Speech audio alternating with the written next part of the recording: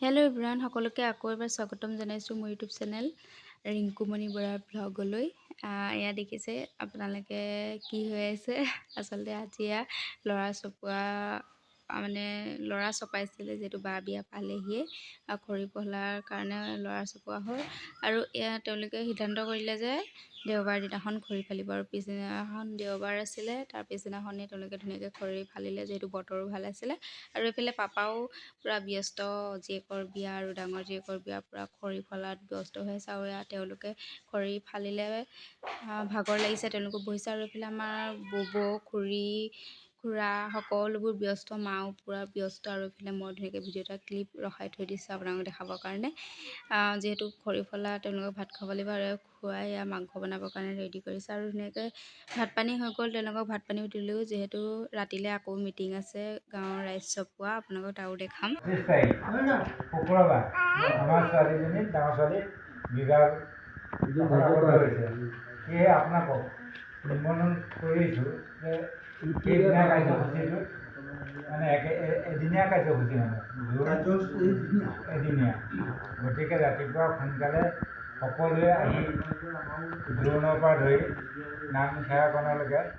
আৰু আপোনালোকক ধুনীয়াকৈ দেখালোঁ গাঁৱৰ ৰাইজ চপোৱা অকণমান মিটিঙৰ ক্লিপ দেখালোঁ। আৰু এইফালে পিছদিনাখন তাৰ এয়া ৰভা খুটাৰ পোতাৰ নিয়ম, যিহেতু আমাৰ কামবিলাক বহুত সোনকালে হ'ল, 10-15 দিনৰ ভিতৰতে হৈ গ'ল, সেইটো কাৰণে পূৰা লগে লগে হৈ গ'ল।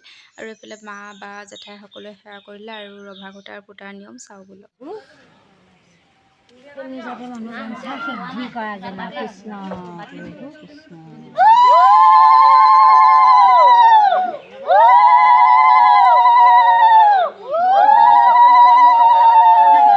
আৰু এয়া বায়ে মাতি দিয়াৰ পিছত এয়া পাপাই দিলে।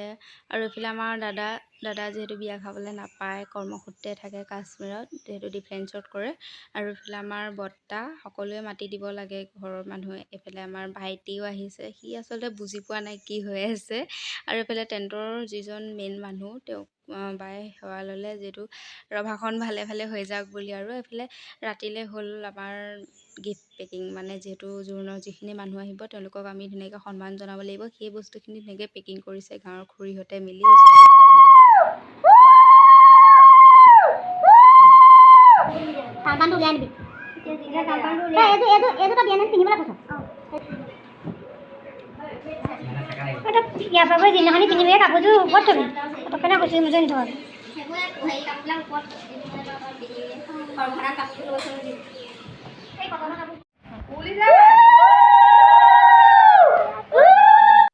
এয়া পেকিং, আগৰ পেকিংখিনি হোৱাৰ পিছত আৰু বাৰ নিবলগীয়া বস্তুখিনিও পেকিং কৰিলোঁ, বাকচত কাপোৰ ভৰোৱা নিয়মো হৈ গ'ল। আৰু এতিয়া যিখিনি দৰাৰ সাজ, যি দিবলগীয়া চুৰিয়া, চেলেং, গোটেইখিনি বায়ে পেকিং কৰিছে। যিহেতু আজিকালি ট্ৰলিত দিয়া ছিষ্টেমটো নাই, গতিকে এনেকুৱা ওলাইছে ধুনীয়া ডিজাইনৰ, ইয়াতে পেকিং কৰিছে বায়ে ধুনীয়াকৈ। আৰু এইফালে দৰাৰ যিখিনি মুখত ঘঁহা ফেচৱাছ, ক্ৰীম, শ্বেম্পু, এইখিনিও পেকিং ধুনীয়াকৈ হৈ গ'ল। আৰু ৰাতিলৈ এয়া আপোনালোকক অকণমান ৰভাখন দেখাই দিছোঁ। এয়া 50% মান হৈ গ'ল কাম, আৰু আপোনালোকক মই দেখাম পিছত। ইয়াৰ 2 নম্বৰ পাৰ্টটোত ধুনীয়াকৈ ৰভা দেখাম। আৰু আজি আছিলে কইনাদানৰ ভোজ, ককাহঁতে ধুনীয়াকৈ ভাত বনাই আছে, আৰু আপোনালোকক দেখাই যাম, চাই যাম।